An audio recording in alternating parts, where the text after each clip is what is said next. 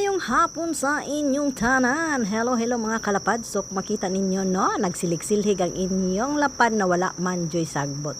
Kung walay sagbot mga kalapad pero silig. Unsay gisilig ana mga kalapad buhok sa akong duha ka chihuahua.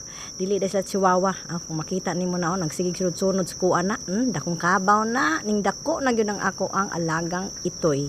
So, yung ani din ng mga labrador, no? Mudako, mutaas, taas pa na sa kuha ko mutindog na siguro nga. Unom pa siya, kabulan. Oh. Nanilhita kay hapon naman, bisag hapon, no? Pero grabe gyapon ka, alinging ba? Init yun siya makalapad. Tawa. Kung saan ako nagpunta, nagsunod-sunod yun na siya.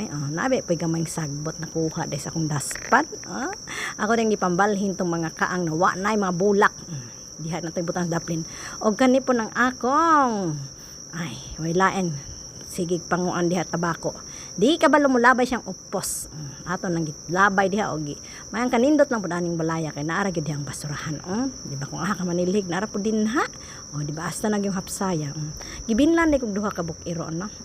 Kanang isang puti, di ba? Mangay kay nagka-amigo na gyud sila, no? Kay nagsigir ba na sila bugno.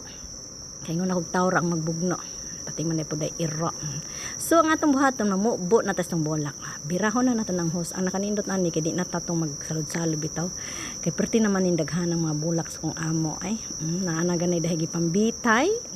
So ang una pa din nato day mga kalapad ato sang gi-sprayhan ng mga kuan diha kay haron mga wa po nang marag sa bana diyang kabaho kay nang usahay man gud mangihi man pud ang iro di siguro na nila mapugngan ba so dira na sila mag-ihi so ato sa nang pang-sprayhan diha no kay haron pud mawawa ng mga kakuanan diha so ayan ang mga bulaklak sa ama gipang betchay ay tanawara so sige kinig sunod-sunod ning isa kong asa kong nagakuano kay gusto man ganin ng tubig no nagpaabot na siya nga ako na siyang isprayhan gustong tanaw na siyang liguan pero gikan man gud mi sa kuan dog run perti niyang dagan-dagan di po ko gusto na makuan na siya ba so mao lang na ato lang na isprayhan unya atong iyang ulo di ba gusto gyud niya wa siya ning dagan kay maraginitan na pud siguro na siya ba gusto po na siyang matligo di ba so mao na makalapad atong trabaho for today bago mahuman ang August last tomorrow ang August then welcome na magkanta-kanta na gyud ta ang Christmas so thank you for watching.